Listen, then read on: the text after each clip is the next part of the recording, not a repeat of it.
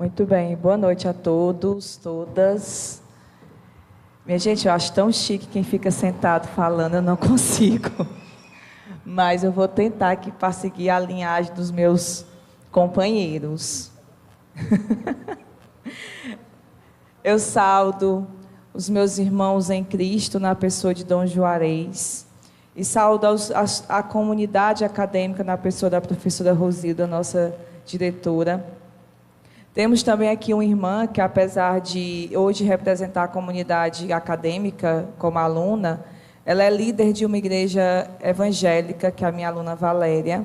Ela é pastora e muito me felicita a Valéria estar aqui representando essa comunidade. Assim como nós temos outros alunos, irmãos da Umbanda, irmãos do Espiritismo, irmãos também de algumas outras denominações evangélicas. Muito obrigada. Feliz estou por estar aqui duplamente em casa. Estou no seio cristão, dentro da comunidade, da equipe de campanhas que me formou tão bem durante muitos anos, que eu estive junto com as meninas, assim em um meio catequético, e dentro da escola, dentro da Diocese de Parnaíba, aos quais estou aqui entre os meus professores mestres, né? O João Carlos não, que ele é da geração do Padre Fábio de Mello, ele é mais novo. Não foi meu professor, mas o Padre Vicente foi, e a pessoa que me fez mais encantar-me pela pastoral social, pelos projetos da diocese dentro da igreja, dentro da sociedade, que foi a professora Sueli, fez até eu mudar, minha monografia no último semestre, assim como eu encantei o Rodrigo. Rodrigo vai pesquisar também o pedagogo social, isso é muito bom. E eu fiquei, aqui atrás de mim, com o Propor e o Agir. Eu vou acompanhar pelo celular e vocês estão aí olhando. Propor e Agir pedagógico e pastoralmente. Quando eu recebi o convite, eu achei pertinente pedir à professora Rosilda que a gente pudesse vir aqui, os meus alunos, junto com a comunidade acadêmica, porque nós estamos, o Bloco 7 está vivenciando a pedagogia em espaços não escolares. E é impossível falar da pedagogia em espaços não escolares quando não se falar em igreja, não se falar que quem começou todo esse movimento do que hoje se fala em CRAS, em CREAS, em assistência, em ONGs, foi a igreja. Nós estamos no seio dessa comunidade, nós estamos no seio desse movimento pastoral e social, pedagogicamente falando. Como os meus colegas pontuaram, trabalhamos com a pedagogia do ver, do agir, do ouvir, mas infelizmente nós estamos vivenciando a pedagogia, e isso já é preconizado em Paulo Freire, da opressão, uma pedagogia que não liberta, uma pedagogia que não conduz à libertação do indivíduo, do seu pensamento e da sua profissionalização. E aí, passou? Aqui. E aí a gente vai pensar em modelos e práticas educativas à luz do humanismo cristão e solidário. Aqui eu não falo no Cristo 100% Deus, como nós pregamos nas nossas denominações religiosas. Eu falo no Cristo a que acolhe a pecadora, no que ensina dentro de barcos, dentro das praias, aquele que sobe as montanhas e tira o seu tempo, tira a sua vida para chamar. E ele mesmo diz, ele não veio para os sábios, ele veio para os ignorantes, aqueles que estão na grande massa, no grande meio social. E Jesus, até recentemente, um grande psiquiatra de renome nacional, ele disse que foi ler os evangelhos, ele bem cético, bem ateu, foi ler os evangelhos para contrapor a ideia de Jesus, que Jesus não era Deus. E quanto mais ele lia os evangelhos, mais ele dizia, meu Deus, é impossível ele não ser Deus, não é? Então, apesar de nós aqui, em um meio acadêmico, falarmos no Cristo histórico, mas a gente vai falar aquela pessoa humanizada, aquele Deus com a face do humano. E a gente pensa exatamente como nós estamos vivenciando esse humanismo cristão e solidário nas nossas escolas. O que está dentro da nossa ação educativa? Eu penso no meu aluno enquanto imagem e semelhança de Deus, mas a gente pode não pensar também somente nessa visão religiosa. Eu preciso pensar em um aluno que pensa, que sente, que quer, como o João Carlos já colocou, que pensa, que sente, que quer, que deseja, mas que ele tem seus direitos, os seus direitos precisam ser validados, e quem valida isso é o poder público. São as políticas públicas da educação, da saúde, do lazer, do esporte, da assistência social. Então, esse deve ser o centro da minha ação pedagógica, da minha vivência pedagógica escolar dentro de uma sociedade que, fica o clichê dizer, a pandemia alargou ainda mais essas discrepâncias, essas diferenças entre quem era pobre, quem era rico, quem ficou mais pobre, quem ficou mais rico. Nós precisamos também entender o reconhecimento, sistematizar e comunicar as iniciativas e projetos.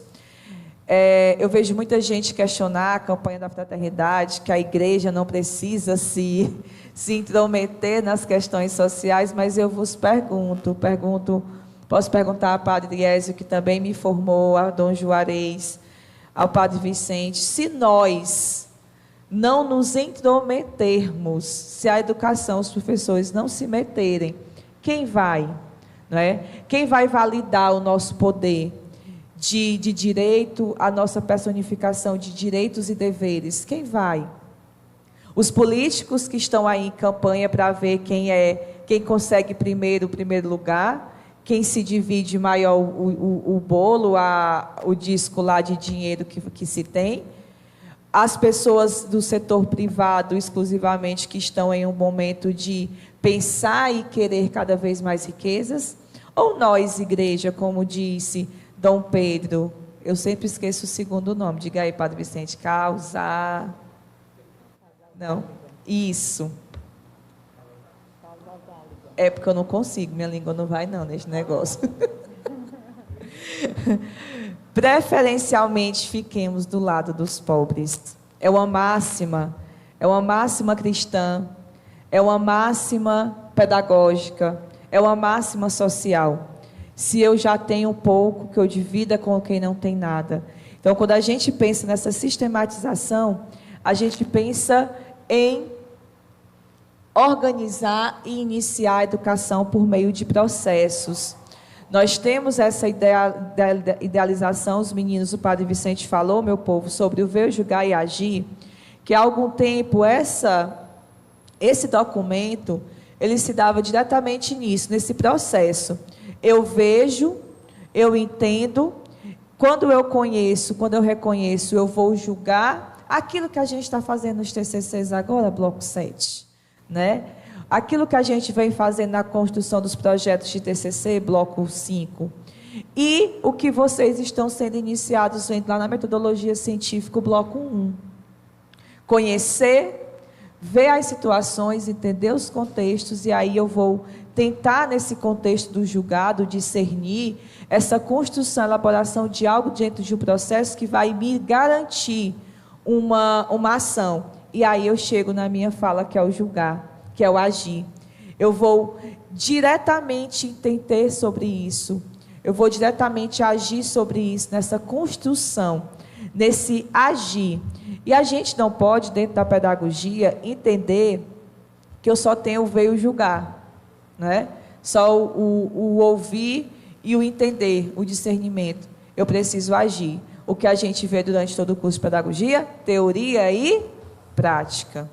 O estágio, ele observa, ele participa, mas ele tem a parte prática, que vocês estão para infartar de ódio, né? Mas vai dar tudo certo, junta TCC com estágio.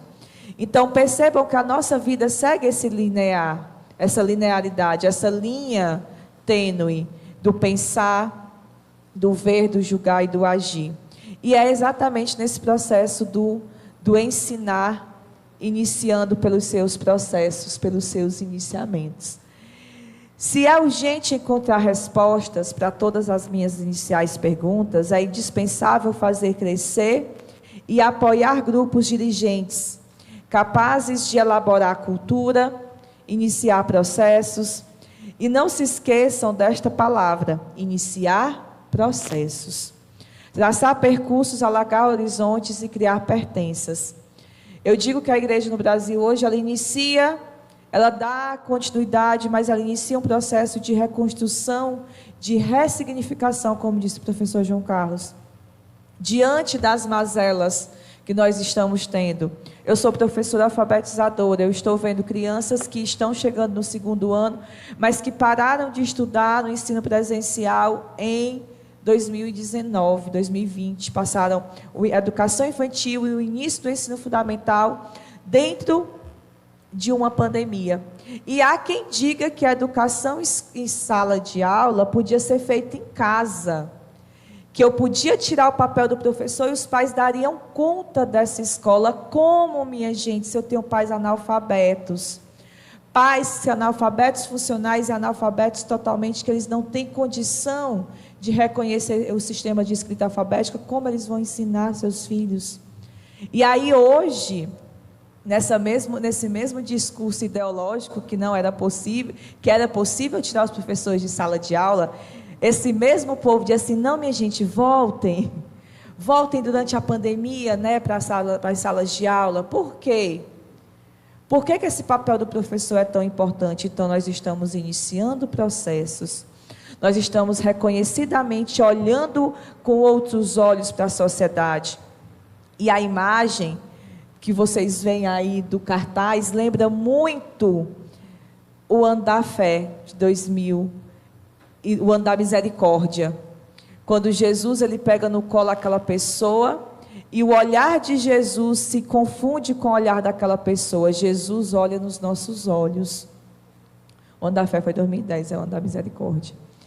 E aí a gente precisa pensar com o olhar de Jesus, com o ver de Jesus, e principalmente sobre o seu jugo, que o seu jugo é suave e o fardo é leve.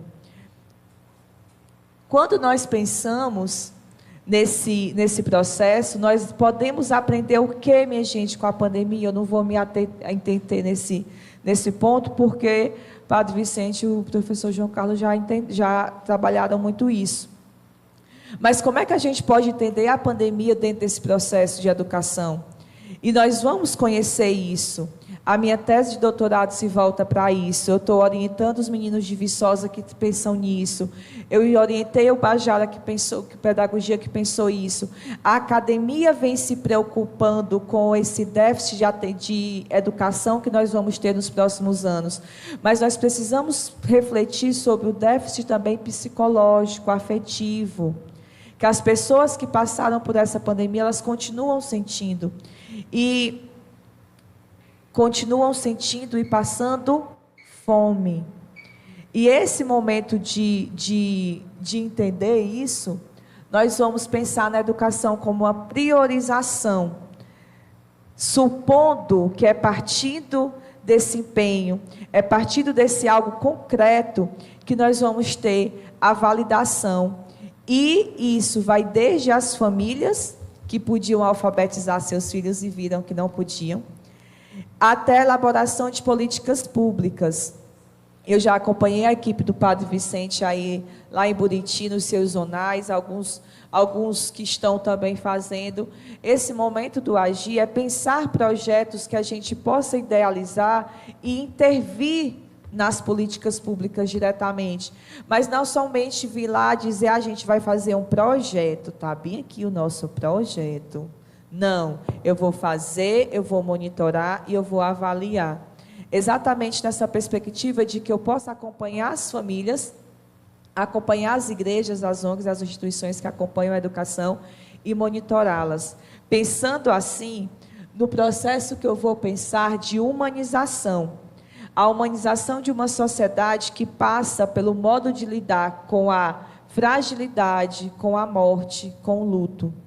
Eu falo aqui exclusivamente da pandemia, nós passamos a conviver com isso. Mas de que forma que nós estamos lidando com isso? Com que empatia nós estamos vivendo com isso? Como nós estamos lidando com essa realidade? Quando o Padre Vicente pede que esse encontro seja replicado, irmã Magali esteve aqui no Encontro Pedagógico de Parnaíba. Eu, aqui do lado eu disse para o Padre Vicente, mas nós temos 27 cidades que fazem parte da Diocese de Parnaíba. Então, será que essas prefeituras estão preocupadas em refletir a educação? Estão preocupadas em orientar que esses projetos, que essas políticas públicas sejam de fato validadas? Como é que nós estamos lidando com essa sociedade? Eu estou aqui na pedagogia da pergunta de Jesus, viu, minha gente? Quem nunca errou, que atire a primeira pedra. Então, vamos lá. As informações, elas não cumprem o seu papel, quando são usadas como casulo na qual nos escondemos para proteger o que já sabemos. Vamos utilizar as redes. Nós estamos aqui, a última vez que eu assinei a frequência, estava dando 49 pessoas. Mas quantas mais pessoas podem estar, nesse momento, tendo acesso a esse texto, apesar de não terem o lido? Mas, dentro das nossas redes sociais da Diocese de Parnaíba, eu fiz uma lista de transmissão e mandei aqui para umas 500 pessoas. Espero que vocês tenham feito o mesmo, para que a gente possa refletir e entender que esse momento de julgar, de discernir, de agir, ele não é só nosso. Além, a gente passa todo dia muitas fake news, Menino, tu viu isso? E aquilo é fake news. Então, vamos usar as redes sociais, o meio que nos é possível dentro de uma pandemia, que nós ainda vivemos em um estado pandêmico, para discernir, disseminar o bem dentro das nossas redes sociais, dentro do nosso momento de sociedade. Aqui, eu tenho o que a gente precisa entender, que educar é ajudar a ver, a compadecer, a sentir, não é sentir a dor do outro, eu não consigo sentir a dor da Carol. Eu preciso entender que a dor da Carol existe, por mais que eu não consiga sentir, eu posso ajudar, eu posso conduzi-la a um melhor entendimento. A gente diz assim, eu estou sentindo a tua dor. Não, a gente não consegue sentir a dor do outro. Mas nós precisamos nos colocar diante da dor do outro, não no lugar do outro, isso a gente não vai conseguir. Mas esse momento de ver essa dor, de compadecer-se dessa dor, vai gerar o que a educação mais faz, e faz de vez em quando muito bem feito, quando quer, que é o cuidar. Que é esse discernir. Eu vejo os padres fazem isso tão bem, são os nossos mestres. A professora Rosilda faz isso tão bem conosco, cuidar. Então, por que não a sociedade começar a cuidar aos olhos da educação, aos olhos do Mestre Jesus, essa iniciativa da educação? Aqui, eu tenho o grande fator, a irmã Magali já esteve lá, mas nós temos um impasse muito grande. Como é que eu vou falar de sabedoria e de amor dentro de escolas que são quentes, que não dão estrutura mínima, que a merenda, minha gente, pelo amor de Deus, além de não ser de boa qualidade, é feita de qualquer jeito. Então, isso também, lá na cantina eu posso falar com sabedoria e ensinar com amor. E essa formação de professores vai me mostrar que o professor, ele que ganha o seu salário, ele precisa validar isso na sua prática. Ele precisa validar isso no seu fazer pedagógico, no seu construir pedagogicamente falando. Independentemente de ser orientado a isso ou não, era discernimento do cuidar da educação. A política, que não falando em politicagem, como muitos fazem, nós estamos falando de política pública da educação. Aquela que lá na Constituição Federal, no seu artigo 5, disse que é dever da família e do Estado e é um direito do aluno. É a essa política que eu me refiro. Então, a educação é uma política pública que precisa ser validada, que precisa ser condicionada dentro de um sistema de validade e que vai me conduzir ao que eu posso chamar de uma educação para uma nova economia. A gente estava preparado, minha gente, para a gasolina a R$ 8,09. Não, né? Mas nós precisamos estar. Ela vem aí e a gente não sabe, eu já vi estudos que pode chegar até R$10. O sangue de Cristo tem poder nos livra, né? Uma gasolina a R$10. Mas eu preciso começar a pensar nisso, numa educação voltada para a economia atual no Brasil. E a essa economia eu vou validar os meus alunos que vão para a escola para ter uma refeição, pelo menos por dia, que é a merenda escolar. E vou de encontro a uma cultura que, muitas vezes, passa despercebido, como o João Carlos colocou. Nós temos uma bandeira positivista no Brasil, ordem e progresso. né? Tenham ordem, vocês atingirão progresso, né? Então, como validar essa ordem? Como validar esse mecanismo na educação, esse tradicionalismo na educação? Eu não falo do tradicionalismo como algo ruim. Eu falo do tradicionalismo que mecaniza, que orienta num pensamento único. Eu preciso da ideia da liberdade, não a ideia da libertinagem, como alguns pensam e subdividem o pensamento de Paulo Freire, né, minha gente? E aí eu chego nas universidades, vocês são a minha esperança, eu digo muito isso, que vocês são a esperança da transformação da sociedade, porque esse povo que pensa dessa forma, muitos dizem assim, com orgulho, eu não mudo minha prática, eu não vou validar a mudança da minha prática, e as universidades precisam mudar isso. É a universidade, é o meio acadêmico que precisa mudar isso. Mas uma pedagogia voltada ao amor, como dizia Paulo Freire, não amor romantizado, cantado aí pela Marília Mendonça, pelo Jorge Mateus, né, minha gente? Mas aquele amor que entende as necessidades do outro e aquele amor que busca a transformação do outro. O amor que diz Santo Agostinho, eu só amo aquilo que eu conheço. Conhecer o nosso aluno, entender que esse aluno pode ser transformado e pensado, e aí sim, construído uma nova sociedade. E as ações nas escolas, minha gente, a minha parte é a maior, vocês vão já perder, eita, mas a Aninha fala demais, mas só um tiquinho mais, estou acabando. E aí o Padre Vicente falou muito ligeiro, eu queria botar a culpa nele. E aí a gente tem a ação na escola, como eu já falei, educar para um novo humanismo, promovendo a cultura do encontro e do diálogo, e aqui os meus companheiros colocaram muito bem, a pedagogia da escuta, a pedagogia do silêncio e a pedagogia da indiferença. Essa terceira a gente precisa quebrar diante da globalização da esperança. Globalizar essa esperança que nós estamos vestidos aí de camisa verde, um verde que reluz a esperança, um verde que conduz a essa esperança. E nos traz a pedagogia que foi colocada, que é a do escutar. Escutar o outro como Jesus nos demonstrou em sua pedagogia. É o ponto de partida para acolher. Que nós possamos ouvir mais. Que nós possamos entender esse outro, essa mãe que sofre, que não pode dar comida aos seus filhos. Esses filhos que precisam aprender, mas que não tiveram base nenhuma na sua alfabetização, no seu letramento. Esse pai que sai todos os dias para tentar comida nas nossas mesas, nas nossas casas. E aí eu preciso ouvir. E esse ouvir, ele é constante. Ele é primordial nas nossas ideias e acontecimentos. E aí a gente tem as tarefas educativas, que são urgentes da igreja e da sociedade. Eu não vou colocar aqui somente apontar para que a igreja faça. Ela está fazendo. E a sociedade está fazendo o quê? São rompantes pontos pingados de intervenção, mas que precisam ser completos, que precisam ser urgentes, que são, na verdade, urgentes, porque eu vou entender nessa ação para a família. E quando eu penso na família, e o documento traz muito isso, nós vamos ter uma ideia muito voltada para a família. A gente pensa que na vida em família, os pais têm o dever moral de educar e propiciar o desenvolvimento dos filhos. Eu vos pergunto, acontece isso constantemente? Todos os pais têm essa preocupação, ou como o Padre Vicente colocou, bora mandar logo para a escola? E bando de professor que não quer estudar, minha gente, que não quer trabalhar mais. Olha, tinha tanto áudio engraçado naqueles grupos de escola, colocando o professor como preguiçoso, coitado, morrendo de medo de morrer da pandemia, né? Mas que queria era se livrar do pobre dos meninos.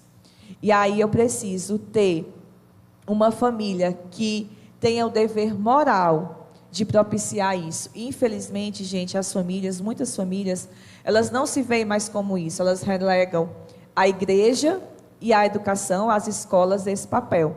Nós temos 3, 4 TCCs que vão estudar isso agora nos nossos meninos. Por que, professora, que vocês vão estudar família e escola? Porque os meninos nos estágios veem a necessidade da atuação e da intervenção da família dentro do seio escolar.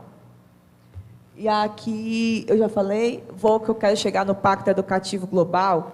O Pacto Educativo Global, minha gente, ele traz uma riqueza.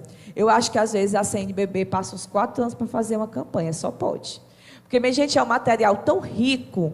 Tem a cartilha, tem o manual e tem a cartilha do Pacto Educativo Global, que vai nos apontar toda essa educação voltada para a humanidade, voltada para a escuta, para o silêncio, e com tarefas prontas. Então, os professores de ensino religioso, os professores de qualquer que seja o componente curricular, ele pode trabalhar dentro dessa perspectiva. Se ele não quiser, ele não precisa nem citar a igreja, mas que ele trabalhe com essa humanização do saber, que ele trabalhe com esse amor dentro da sua sala de aula. Eu achei interessante quando o documento traz o que Agostinho nos diz, Tomás de Aquino nos diz. A unção de azeite costuma ser feita aos cansados e serve de alívio aos que padecem dores em seus membros. E essa unção de azeite que nós precisamos ser dentro das dores cansadas da educação. Os professores foram muito cansados, estão cansados, porque nós passamos 2 anos, minha gente, na frente do computador. E agora a gente está em uma sala de aula, o condicionamento físico está diferente, o peso está diferente, a cabeça está diferente. Teve professor que simplesmente saiu do seu cerne de psicologia, está precisando de tratamento, essas doenças da alma cresceram muito. Então, sejamos nós esse azeite a ungir as pessoas que estão ao nosso redor. Que tenhamos nós essa ideia do pensar e do agir para transformar. São muitos os projetos, eu queria trabalhar com vocês, muito o Pacto da Educação, mas o tempo nos é limitado, mas depois peguem os meus alunos, eu vou passar para eles, vejam o manual, vejam as cartilhas, vejam todo o procedimento de pensar que ficou lá para essa educação, para transformar. E diante do social, eu estou encerrando minhas palavras com Agostinho, que diz: ficaram apenas os dois, a miséria e a misericórdia. Sejamos nós essa pessoa que Jesus aponta no chão, amor e sabedoria. Se a gente olhar, o olhar de Jesus está na mesma linha do olhar da mulher, justamente para nos apontar que Jesus olha nos nossos olhos, que Deus conduz a nossa prática, conduz o nosso falar com amor e com sabedoria. E, oficialmente, encerrando a minha fala, eu encerro com Emília Ferreira. Os meus alunos conhecem essa frase demais. Quem foi meu aluno conhece. A minha contribuição foi encontrar uma explicação segundo a qual, por trás da mão que pega o lápis, dos olhos que olham, dos ouvidos que escutam, há uma criança que pensa. Nada disso vai ser válido, nada disso vai ser importante, se eu não mudar a realidade dessa criança, desse jovem, desse adolescente, desse idoso que está em sala de aula e partindo da prática pedagógica do professor, precisa sim ser transformado e levado ao seu protagonismo, à sua autonomia. Obrigada pela atenção, paz e bem a todos.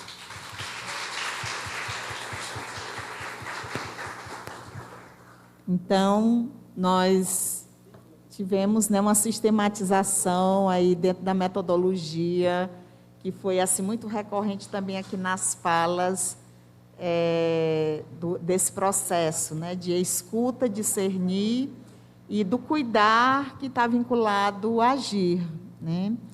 Então, trazendo esse alinhamento, nós podemos ver, né, dentro das colocações dos que fazem parte aqui, né, da mesa desse simpósio, bastante esclarecedoras e enriquecedoras, né, do que traz essa questão aqui da educação.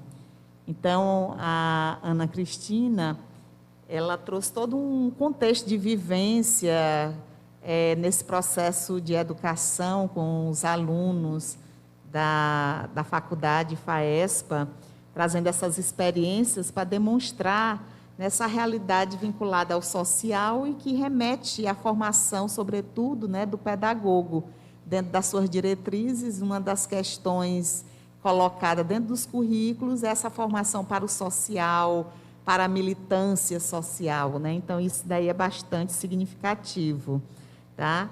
E daí, ela faz referência, né, um dos grandes mentores assim, dentro da educação, né, que deixou o seu grande legado, como Paulo Freire, que faz essa discussão sobre a questão de uma educação bancária, que deve-se haver um modelo, né, que se contraponha a isso. E Jesus Cristo, dentro das suas colocações, ele se contrapõe a esse modelo bancário, porque ele age, né, na forma do acolhimento, na forma do escutar. E durante as suas colocações, faz muitos levantamentos de questionamentos, de problematizações acerca, né, do que remete à temática. Como, por exemplo, né, um questionamento levantado, como vivemos o humanismo solidário? Então, é preciso pensar, né, fazer com que o aluno pense e também que sinta, que vá além só simplesmente da posição de meros espectadores. Alinhou aí, né, dentro do processo da sua fala sobre a questão das políticas públicas, né, das discrepâncias que ocorrem, né, das realidades sociais. Fez também uma análise voltada à questão da pandemia, né, e que trouxe também essas realidades educacionais.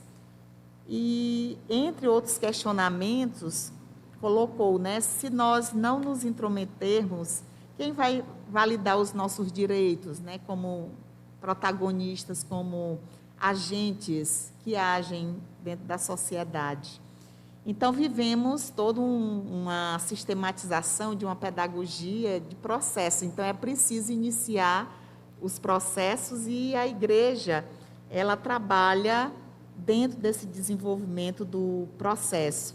É preciso, né, fazer com que a gente tenha toda essa análise de conjuntura para poder trazer assim, a família, a escola, a iniciar esses processos para essa educação mais humanizante. Também fez uma relação da educação, é uma política pública que também precisa ser validada, né, essas políticas públicas. E é sempre preciso e necessário se pensar a educação, né? Destacou as influências positivistas, que caracteriza ainda um sistema de educação brasileiro, tá? Destacou o papel das universidades dentro dessa mudança das realidades, e a ação das escolas, né, desse novo modelo do que o Papa ele traz, né, para que a gente se depare com esse humanismo que leve, que promova uma pedagogia do encontro, né, a globalizar a esperança, a pedagogia da escuta como ponto de partida para o acolhimento. E aí temos, dentro do campo bem prático das ações, que é preciso, né, estabelecer as tarefas educativas dentro da sociedade, as igrejas, né, uma ação voltada para a família, a questão assim do professor, que se envolve em qualquer área, ele pode desenvolver as suas ações voltadas no Pacto Educativo Global. Bom, isso aí são colocações que vão muito mais além da própria fala daqui dos nossos expositores aqui da mesa.